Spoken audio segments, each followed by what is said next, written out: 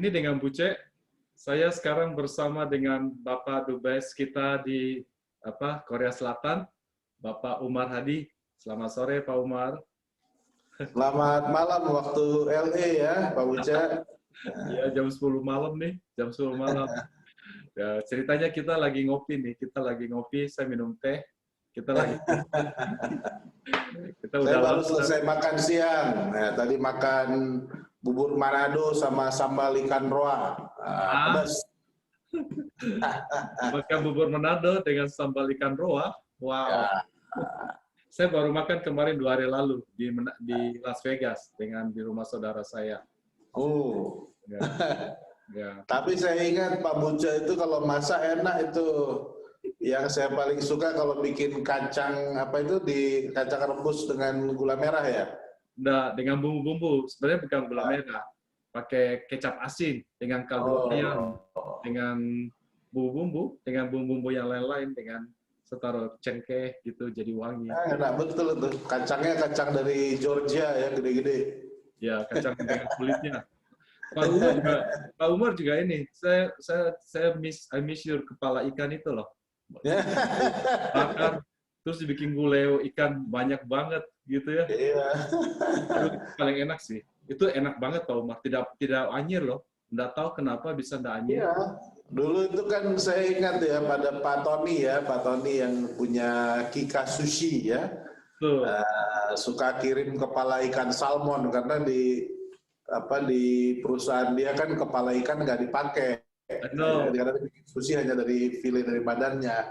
Jadi dia bilang, Pak Umar ini kalau kepala ikan aja saya kirim, waduh terima kasih banget Pak Tony. Jadi kalau Lebaran kita bikin gulai kepala ikan salmon, sedap sekali itu. Kalau di Korea ada nggak kayak gitu Pak Umar? Iya, di sini malah di belakang Wisma, di belakang Wisma KBRI ini ada pasar ikan, namanya Noryangjin. Oke. Itu pasar ikan besar sekali, jadi saya senang belanja di sana. Cuma ya nggak dapat kepala ikan, tapi ada ikan yang saya paling suka itu ikan sebelah, jadi badannya itu hanya sebelah. Iya. Karena kalau di Korea ini ikan itu ditambak, diternak, dibudidayakan. Jadi banyak juga anak-anak kita yang kerja di tambak-tambak ikan itu. Juga ada anak-anak kita, anak Indonesia yang kerja di kapal-kapal ikan di sini kan, suka kirim itu ikan kakap merah, kita suka masak-masak lah di sini. Wah, keren dong. Keren, lebih enakan di Korea dong daripada LA. sama enaknya. Ya, saya dengar itu juga ya, keren banget. Saya kemarin lihat foto-foto anak-anak itu mereka wisuda ya. Itu ceritanya gimana tuh, Pak Umar? Ya, setiap tahun itu yang saya paling tunggu-tunggu memang acara wisuda Universitas Terbuka di Korea. Okay. Jadi di Korea Selatan ini kan ada orang Indonesia jumlahnya kurang lebih 40.000 ya. Nah, sekitar 36.000 itu adalah pekerja migran. Ya. Umumnya itu mereka bekerja di pabrik-pabrik, ada juga yang di kapal ikan, macam-macam. Tapi yang sebagian besar 26.000 itu bekerja di pabrik-pabrik di Korea Selatan. Ya. Nah, mereka ini 60% pendidikannya sudah tamat SLTA. Ya. Jadi SLTA itu setingkat SMA ya? SMA, ya kan? Nah, ini kan kalau di Korea Selatan ini pekerja migran kita, tenaga kerja kita ini kan diatur dengan pemerintah, jadi bagus. Hak-haknya itu dijamin berdasarkan Undang-Undang Korea Selatan sama dengan hak-hak pekerja lokal, ya. Jadi dari segi gajinya ya lumayan sesuai dengan upah minimum di Korea Selatan, asuransi kesehatan, hak cuti, hak lembur, macam-macam. Jadi berdasarkan Undang-Undang Korea Selatan yang sudah sangat baik dalam hal perburuhan di sini ya. Nah, jadi kan mereka selama berada di sini kontraknya itu bisa 3 tahun, bisa diperpanjang 1 tahun 10 bulan, bisa 2 kali. Jadi kalau yang 2 kali itu hampir 10 tahun di Korea. Atau kalau yang sekali paling enggak 4 tahun 10 bulan. Usianya masih pada muda-muda, ya kan? Mulai umur 19, rentangnya itu 19 tahun sampai kira-kira 29-30 tahun. Wah, masih Jadi muda. saya bilang, ya kan kalau sudah punya ijazah SMA, selama di Korea 4 tahun 10 bulan, kalau ambil kuliah universitas terbuka kan pas itu. Pas selesai di sini, pas sarjana kan? Biayanya nggak terlalu mahal, ya. Lagi pula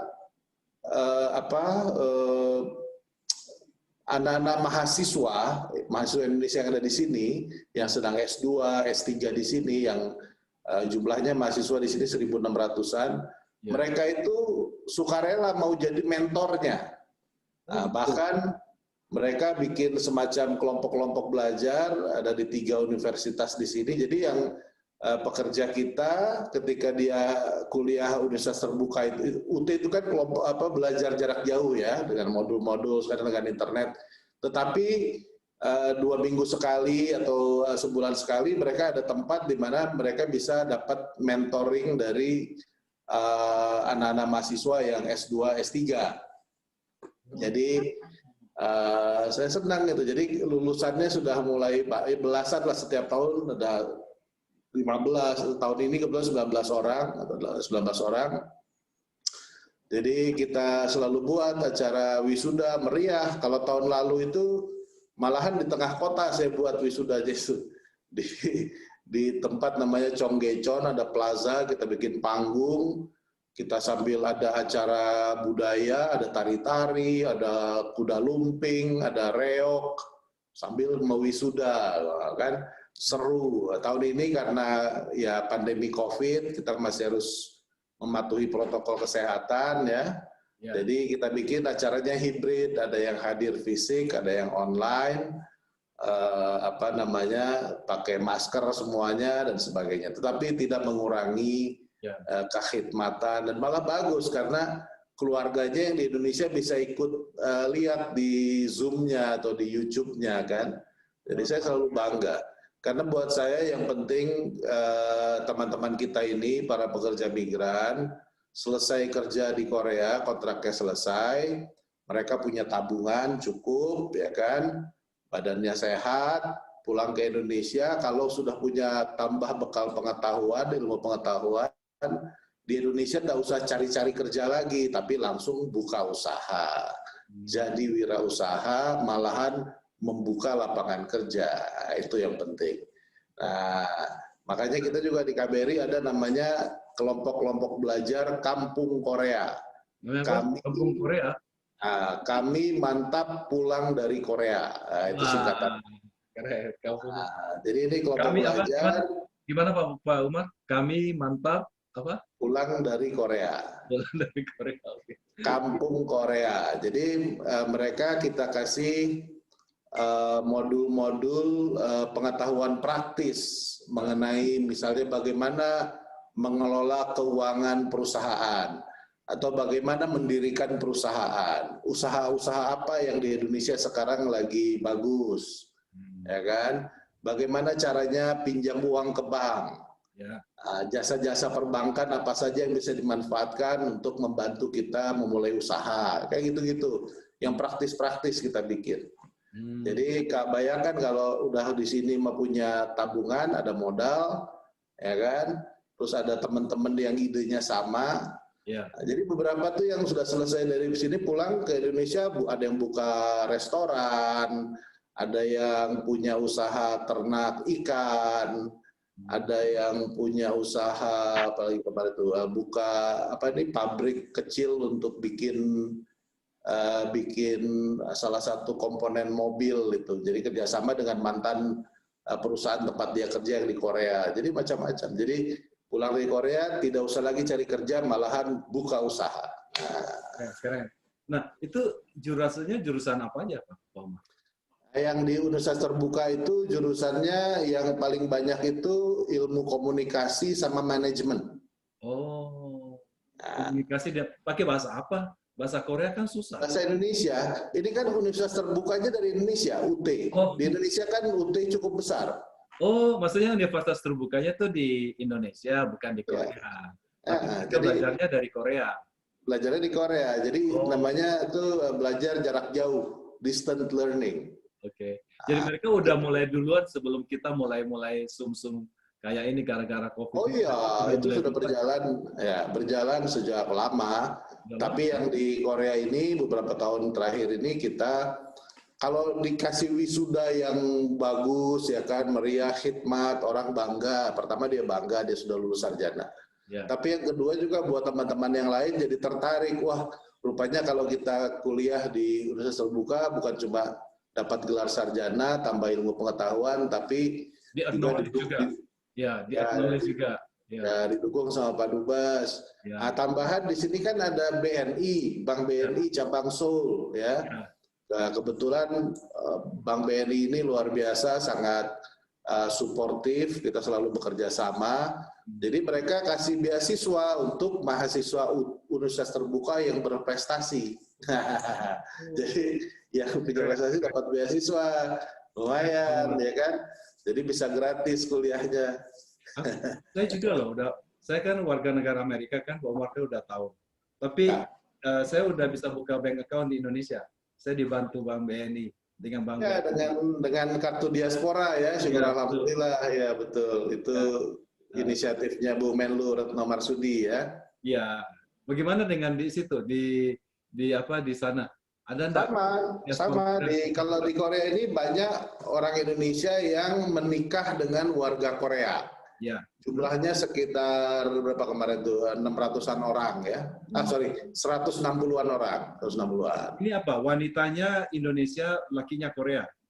Campur, ada yang perempuannya Indonesia, ada yang lakinya Indonesia. Kan kalau secara sosial budaya hubungan Indonesia dengan Korea ini dekat sekali, Pak Buce. Oh, iya. Sebab di Indonesia misalnya sekarang ini orang warga negara asing yang berada di Indonesia paling besar komunitasnya komunitas Korea, 100.000 lebih jumlahnya. Oh gitu. Dan orang Korea ini kan dari tahun 60-an, 70-an dia pindah ke Indonesia, buka usaha, biasanya pabrik garment atau tekstil ya, mom and pop factory gitu kan. Ya. Nah, itu mereka udah ada yang tinggal di Indonesia 30 tahun, 40 tahun, bahkan anak-anaknya lahir di Indonesia. Oh jadi waktu mereka di Indonesianya udah kawinnya orang Indonesia waktu ke Indonesianya gitu Pak Umar. Iya.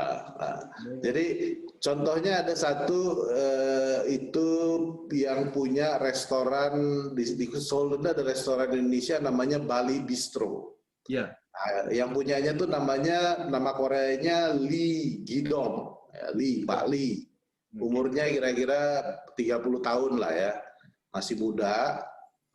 Dia nama Indonesianya Jaka karena lahirnya di Bandung. Oh, Dan lahirnya di Bandung? Bandung, bahasa Sundanya jauh lebih bagus dari bahasa Sunda saya. Oh, ya. Okay. Jadi dia waktu kuliah kuliah di Korea, jadi lahir di Bandung, besar di Bandung. Waktu kuliah dia pindah ke Korea, dia kuliah di Korea, lulus, sekarang dia buka restoran di kota Seoul. Oh. Di Seoul. Restoran Indonesia. Mie namanya gorengnya Bali enak. Bistro. Bali Bistro. Bali Bistro. Itu kalau bikin mie goreng paling enak dia si Jaka ini. Ya, nah, ayah ibunya masih di Indonesia, punya usaha alat-alat bahan-bahan bangunan di Bandung. Bukan di kota Bandung lah, di Padalarang atau di mana begitu. Ibunya sudah warga negara Indonesia, orang Korea Indonesia, bapaknya masih warga negara Korea. Nah, si Jaka ini misalnya sekarang dia pacarnya ya orang Indonesia, orang Bandung, tapi belum menikah. Nah, jadi ini hubungan sosial budaya yang buat saya adalah aset dalam diplomasi ya, aset yang karena itu kita bentuk satu organisasi di Korea ini namanya apa tuh? Aku jadi saya lupa namanya. Yang mengumpulkan orang-orang Korea yang lahir di Indonesia atau pernah tinggal lama di Indonesia. Saya namanya jadi lupa ya. Saya ngasih nama kok. Ya nanti ada lah. Nanti pasti ingat lagi. Tapi sekarang saya lupa. Singkatannya saya lupa. Ya, anyway, jadi itu hubungan sosial budaya ini jadi aset. Kita dulu kan seperti waktu di LA ya, ingat nggak? Ya. Kan kita apa namanya semua perayaan keagamaan kita rayakan karena masyarakat Indonesia yang di Los Angeles dan sekitarnya itu sangat beragam, ya kan? Ya. Bahkan yang apa perayaan Imlek oleh apa itu namanya? Waisak bukan? Waisak. Yang Imlek tahun baru Imlek itu yang dibikin oleh Dr. Irawan Indonesia Media, Dr. Irawan. Ya kan? Itu saya selalu hadir, saya selalu jumbang apa nyanyian, Waisak, Kuningan semuanya. Jadi memang itu karena buat saya tuh kekuatan sosial budaya itu sangat penting. Ya, apalagi ada Pak Buce yang begitu aktif di sana di LA ya, kita sangat terbantu lah begitu. Nah, Pak Umar, ini sekarang kemarin viral nih fotonya Pak Jokowi lagi beli batik dengan Presiden Korea Selatan. Ceritanya gimana tuh Pak Umar? Ceritain dong. Itu foto lama, itu foto dari bulan November tahun 2017. Nah, jadi itu saya kan pindah dari LA ke Korea ini kan bulan Mei ya 2017. Ya. Pada waktu itu bulan Mei itu baru ada pemilu di Korea nih. Ya. Dan Presiden Moon Jae-in terpilih sebagai presiden yang baru. Ya. Nah, jadi pada bulan Juli 2017, saya tuh duta besar pertama yang menyerahkan surat-surat kepercayaan kepada presiden yang baru, yang namanya Moon Jae-in ini, ya kan. Nah, waktu menyerahkan surat-surat kepercayaan dari Presiden Jokowi itu saya bilang sama beliau, saya tuh melihat ada kesamaan antara Bapak Presiden Moon dengan Presiden saya, Presiden Joko Widodo. Yaitu begitu dekat dengan rakyat, saya bilang, ya kan. Jadi kalau saya sebagai duta besar justru akan sangat senang sekali kalau Presiden Moon bisa segera ketemu sama Presiden Joko Widodo, saya bilang gitu kan. Beliau juga nitipkan salam gitu. Ya. Nggak lama terus diputuskan bahwa kunjungan kenegaraan pertama yang akan beliau lakukan itu adalah ke Indonesia. Nah, itu terjadi pada bulan November tahun 2017. Saya waktu itu agak deg-degan juga karena ingat nggak waktu itu kan sehari sebelumnya Pak Jokowi itu baru mantu di Solo itu. Oh iya betul. Bulan November itu Mbak siapa ya kan? Putrinya, putri tunggalnya kan menikah. Putranya menikah di Solo, tapi besoknya harus menerima Presiden Moon, Presiden Korea Selatan di istana di Bogor. Ya, tapi rupanya beliau juga sangat senang dengan Korea Selatan, Pak Jokowi ini. Jadi diterima waktu itu di istana Bogor. Nah, di luar acara, ya kan Pak Buce tahu lah kalau mau ada kunjungan presiden kan kita mempersiapkan acaranya detail, ya kan, substansinya juga apa yang dibicarakan kita sudah siapkan. Ya. Tapi setelah makan,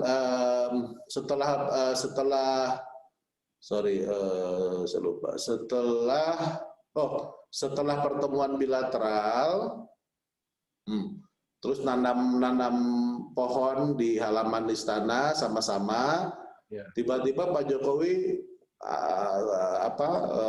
ajak Presiden Korea dan istrinya naik mobil kart itu. Ada hanya Presiden istrinya sama Ibu Negara sama istri saya ada acara lain membatik. Tapi Pak Jokowi ajak Presiden Korea itu naik golf cart itu ke mall yang ada di luar halaman istana itu. Istana Bogor itu kan di luar halamannya ada mall ya. Saya lupa namanya mall apa itu. Wah, jadi seru itu, lari-lari semuanya pengamanannya. Nah, di dalam mall itu ya dengan tenangnya, tapi saya ingat ada Pak Wali Kota Bimaria juga ada di situ. Ada Bu Retno juga, saya lihat pakai baju. Ya, Bu Retno ada ya.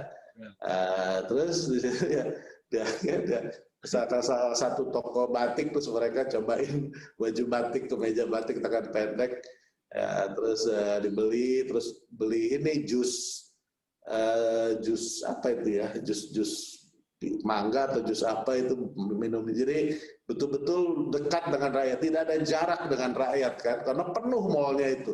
Ya. Ya, dan mereka Pasti bisa gempar dong mallnya. lebih gempar lagi di Korea, Pak Buce. Karena Gitu. buat orang Korea, ya di Korea ini tradisi apa ya istilahnya, wah namanya presiden itu serem banget Pak. Iya. Jadi wah sangat.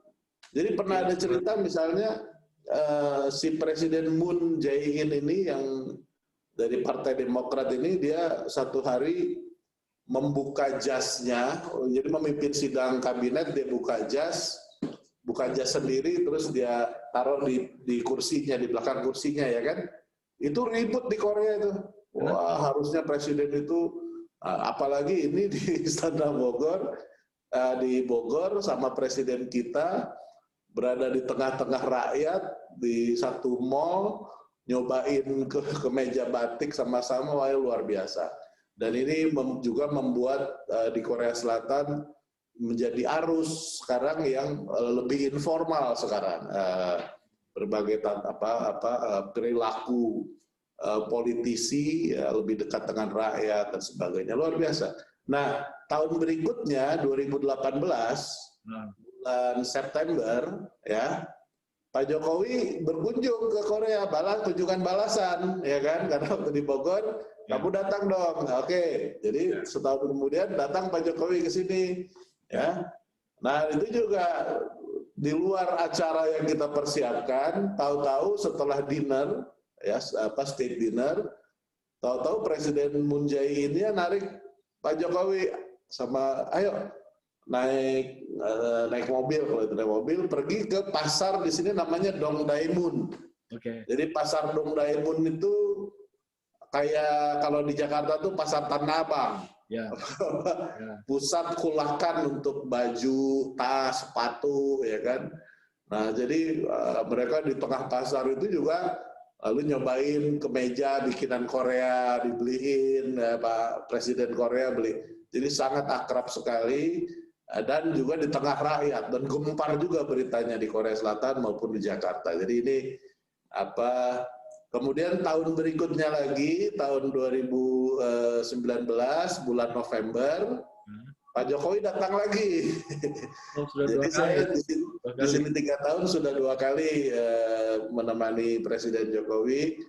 Datang lagi, waktu itu di Kota Busan, itu ada KTT ASEAN ya. Nah, di situ Pak Jokowi nanya sama saya, saya pengen yang melihat kehidupan rakyat Korea yang ini. Ya baik Pak, jadi kebetulan hari Minggu itu ada waktu beberapa jam, kita ajak ke satu desa namanya Gamchong, desa di Kota Busan di atas bukit. Desa ini tadinya tempat pengungsi. Dulu kan waktu perang Korea tahun 50-53 kan pada satu titik yang selatan kalah kan, dia harus mundur mengungsi sampai ke Kota Busan. Jadi ada satu kawasan tempat pusat pengungsi. Tapi sekarang desa itu dibuat sedemikian rupa menjadi desa wisata karena warna-warninya bagus, mereka bikin ini, jadi cantik sekali. Tapi semuanya adalah inisiatif dari masyarakat desa itu, tapi tentunya pemerintah setempat memberikan berbagai support ya, dukungan. Jadi sederhana, tempat wisata yang sangat sederhana tapi sangat. Jadi saya ajak situ, wah senang Pak Jokowi lihat kita ngopi di satu tempat yang bisa melihat Teluk Busan cantik sekali ya. Senang kan? Besoknya kan ketemu sama Presiden Moon-nya, Presiden Korea di satu meeting, langsung Presiden Moon, Pak Jokowi terima kasih ya sudah datang ke desa Gamchon itu. Nah, itu buat kita orang Korea luar biasa. Mungkin kepala negara sahabat pertama yang datang ke satu desa menikmati kopi di situ. Membantu mempromosikan juga ya, membantu mempromosikan juga. Iya, itu menjadi berita besar di Korea maupun di Indonesia. Jadi disitulah dalam pertemuan itu mereka akhirnya saling ini. Jadi kalau kata Presiden Moon, Bapak Jokowi ini seperti sahabat saya. Pak Jokowi bilang, oh Bapak Presiden Moon ini seperti kakak saya. Oh, keren. Jadi ya sebagai duta besar tentunya saya merasa senang ya dalam waktu yang cukup singkat karena kedua kepala negara bisa membangun hubungan personal yang begitu dekat ya, syukur alhamdulillah ya. Dan itu bukan sekedar hubungan basa-basi karena dampaknya bagi berbagai hubungan kerjasama antara Indonesia dan Korea Selatan dalam 3 tahun belakangan ini luar biasa. Ya, investasinya, perdagangannya, maupun kerjasama politik, jadi berbagai hal langsung meningkat drastis. Jadi hubungan kedua negara pun naik kelas. Tadinya sebagai strategic partner, sekarang namanya special strategic partners.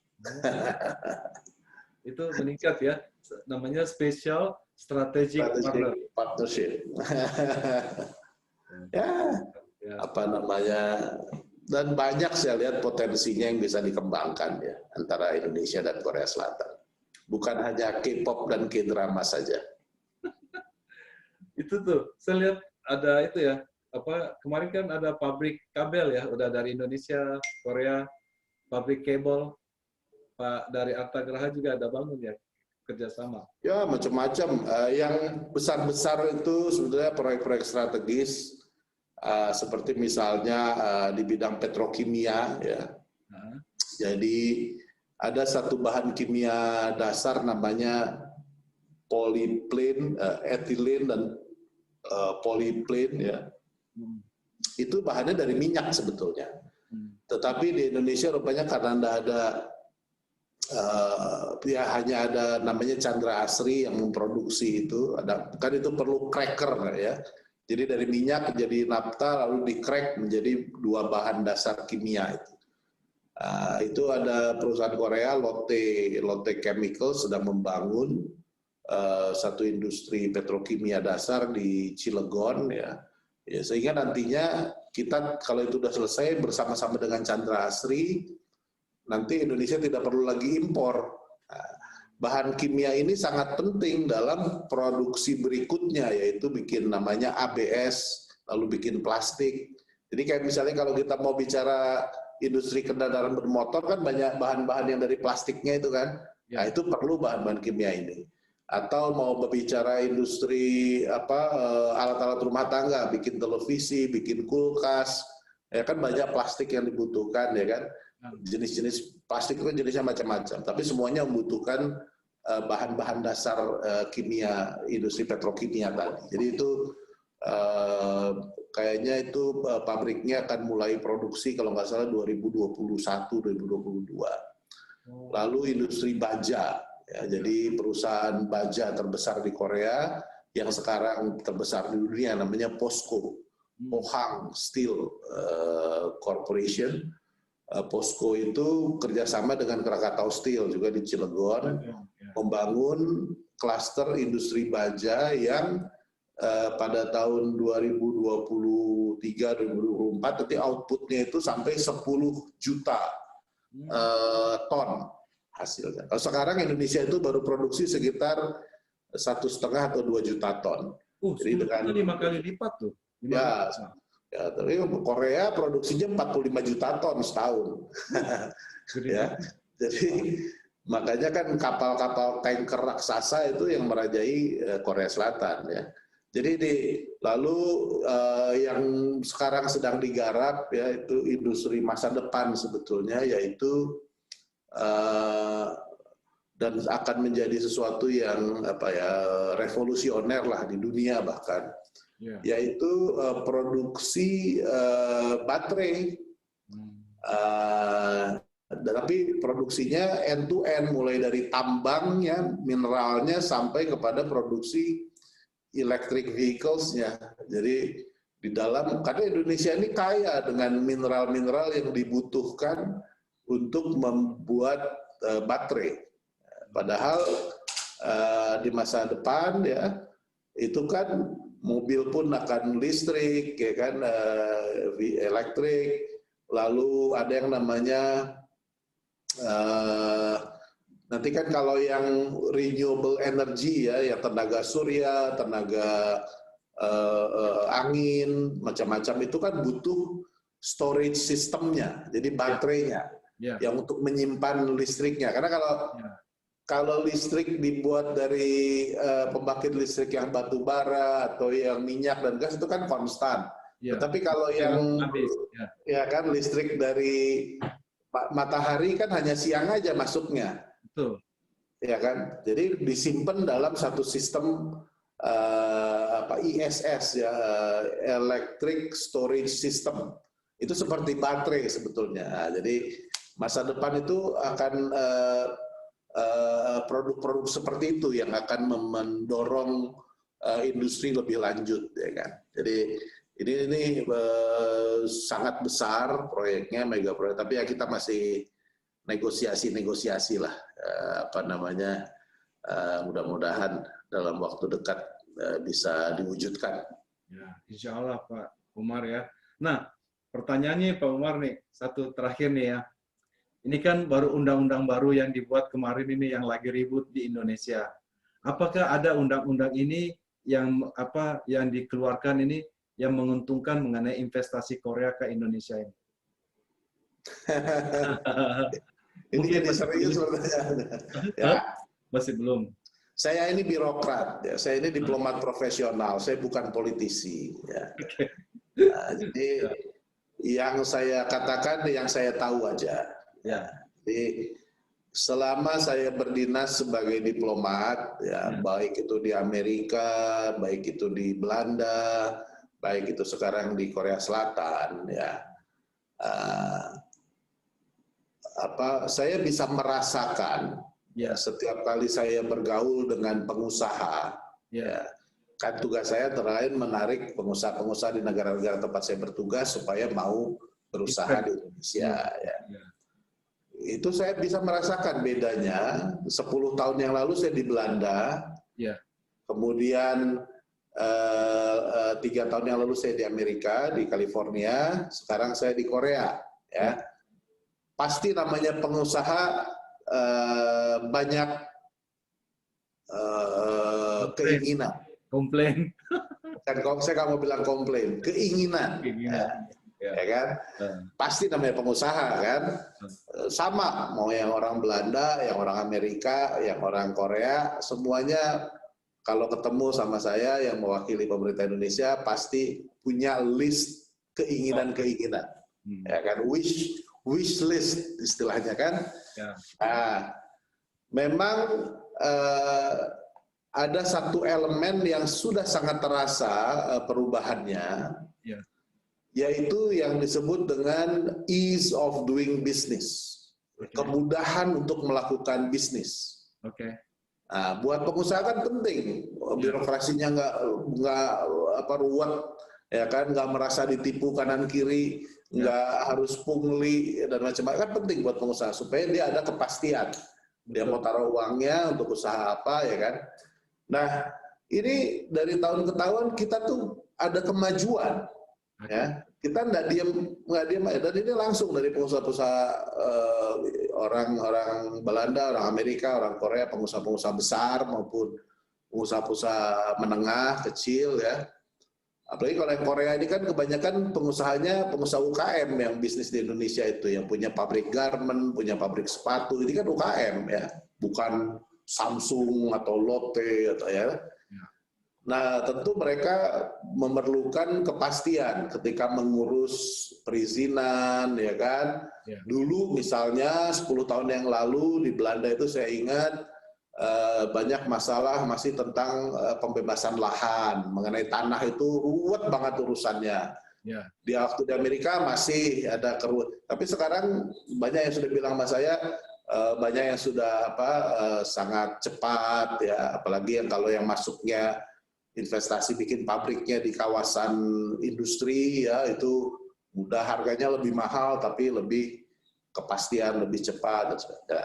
Jadi kita tuh ada kemajuan. Orang makin mudah untuk melakukan usaha di Indonesia maupun bekerja sama dengan atau joint venture dengan perusahaan-perusahaan Indonesia.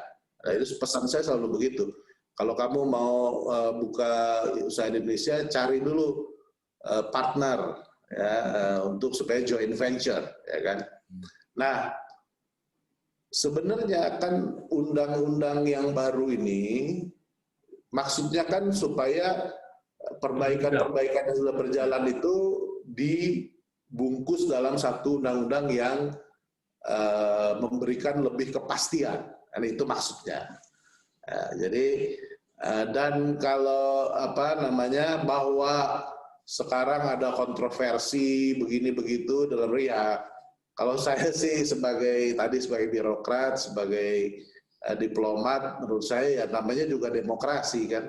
Nah, kalau demokrasi ya harus begitu, ada perdebatan, wajar aja. Jadi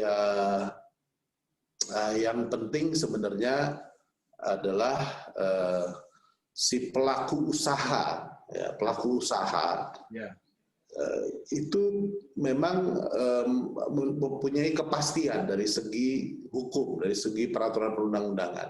Tidak ada undang-undang yang tumpang tindih. Jadi kalau menurut regulasi yang ini mesti begini, tapi yang lainnya lain lagi ya, susah. Tapi kalau semua regulasinya menjadi harmoni, sederhana, simple, memberikan kepastian, orang yang punya kapital, punya modal, pasti dengan tentunya akan menanamkan modalnya. Kalau ada yang menanamkan modal, dan juga sebenarnya saya kan hanya separuh cerita karena saya hanya dari pemodal-pemodal yang ada di negara lain atau istilahnya investor asing. Sebenarnya sama pentingnya adalah justru pemodal-pemodal di Indonesia sendiri, ya kan, pemilik modal. Tadi saya ceritakan misalnya kayak anak-anak pekerja migran yang ada di Korea ini, ya kan, kan mereka selama di sini punya modal. Dan nabung gitu kan, karena kan gajinya lumayan di sini sama dengan gaji buruh Korea, ya kan. Sampai di Indonesia modal ini dia mau apakan? Nah, kalau antara lain misalnya saya baca dari undang-undang yang baru ini, Undang-Undang Cipta Kerja ini, ternyata misalnya kalau sekarang buka PT atau CV, PT itu tidak perlu modal minimum, ya kan? Ya, dulu kan ada benar-benar soal 100 juta tuh. Nah, jadi berarti lebih mudah. Apalagi kalau dia bukanya restoran atau usaha kuliner. Ada tuh salah satu tuh yang sudah di Jogja sana, dia bikin getuk, produknya getuk apa gitu. Getuk linting, getuk enak gitu. Nah, itu untuk sertifikasi halalnya sekarang dibiayai oleh pemerintah, ya kan? Jadi ya buat anak-anak ini, buat mereka ini saya bilang, buat Anda mestinya, jadi makanya saya bilang buka usaha, justru buka lapangan kerja untuk yang lain. Kan semua usaha itu kan mulainya UKM. Mana ada usaha mulainya langsung konglomerat, ya Pak Buca? Iya. Semua usaha kan mulai dari 1 customer, 2 customer, 10 customer, 100 customer, ya kan? Nah, kalau yang ingin memulai usaha seperti itu dimudahkan, kenapa enggak? Ya kan? Jadi ini ya saya bandingkan dengan di Korea Selatan ya misalnya. Di Korea Selatan ini betul-betul tulang punggung ekonomi negara itu UKM. Bukan Samsung, bukan LG, bukan Lotte, Pak. Tapi UKM-UKM, industri-industri kecil dan menengah yang tersebar di seluruh penjuru Korea, yang berantai, dia jadi ekosistem. Contohnya, ya contoh yang sangat konkret, yang namanya Korea Selatan ini kan produsen dari kapal-kapal tanker raksasa terbesar di dunia. Ya. Ada 3 perusahaan yang paling besar, yaitu Samsung Heavy Industry, Ya. Hyundai Heavy Industry, Ya. sama Daewoo Ship Building, DSMI, ya, Daewoo. Ya. Tetapi rupanya ketika saya datangi ke galangan kapal dari tiga itu, mereka itu hanya jahit saja. Oh. Tetapi yang badannya kapal tanker itu dipotong-potong, yang bikinnya IKM, galangan-galangan kecil. Oh. Jadi ada satu teluk di selatan Korea itu yang gengnya Hyundai, jadi di teluk itu semua galangan-galangan kecil, perusahaan-perusahaan kecil yang membuat, ada yang buat bagian depannya, ada yang buat bagian, ada yang bikin kabel-kabelnya, ada yang bikin plastik-plastiknya, ada yang bikin, semuanya itu nanti dibawa pakai ponton-ponton begitu ke galangannya Hyundai yang besar, baru dijadikan. Jadi semua berantai industrinya itu. Nah, ini yang kita harus sama-sama di Indonesia pikirkan bagaimana supaya ekosistem dari berbagai industri, Indonesia ini kan kaya, alamnya kaya, hutannya luar biasa, mineralnya, tambang-tambangnya apa aja ada, jumlah depositnya besar, ya. Belum lagi manusianya, diakui kok manusia Indonesia itu punya kelebihan-kelebihan. Misalnya di Korea ini, kalau saya bicara sama pengusaha-pengusaha di sini, mereka senang kalau pegawainya orang Indonesia. Kenapa? Satu, katanya orang Indonesia itu ternyata sangat biasa dengan yang namanya keberagaman. Jadi nggak kaget-kaget mengalami satu kultur yang baru, ya dengan cepat bisa beradaptasi, nggak jadi problem. Ya, kita ini pekerja keras, banyak akal, kita bisa selalu cari solusi, ya kan. Tapi itu tadi, toleransi kepada perbedaan di Indonesia itu menjadi satu modal yang luar biasa. Jadi banyak pekerja migran kita di sini ya, yang setelah kontraknya selesai, si yang punya perusahaan karena senang, jadi ditawari pekerjaan sebagai supervisor. Jadi visanya naik tingkat dari tadinya visa pekerja menjadi visa profesional. Itu banyak di sini. Jadi menarik ya. Jadi bisa naik tingkat ya di situ ya. Naik pangkat. Nah, terus kemudian ini yang cerita sukses ya. Si perusahaan tempat dia kerja itu jadi tertarik untuk berusaha di Indonesia. Jadi akhirnya bikin pabrik di Indonesia, karena pasti kalau pabriknya di Indonesia produknya menjadi lebih murah karena lebih efisien, ya kan? Harga bahan bakunya jadi lebih murah karena banyak mineralnya di Indonesia. Gaji karyawannya lebih murah masih, ya kan? Jadi si orang tadi yang jadi supervisor, dia ditempatkan di Indonesia sebagai direktur dari pabrik baru itu. Kayak ini ini contoh-contoh yang kesuksesan ya, yang kita selalu pengen dorong. Jadi buat saya ini perspektif yang saya ingin sampaikan adalah bahwa ya kalau kita mau ngomongnya selalu soal masalah, ya pasti ada masalah orang yang sakit, kecelakaan kerja. Tapi juga kita harus bicara dan dukung dan dorong justru yang sukses, yang berhasil. Ya. Jadi kita harus kalau masalah ditangani dengan baik, tapi yang sukses harus kita dorong dan kita bina lah begitu supaya lebih sukses lagi.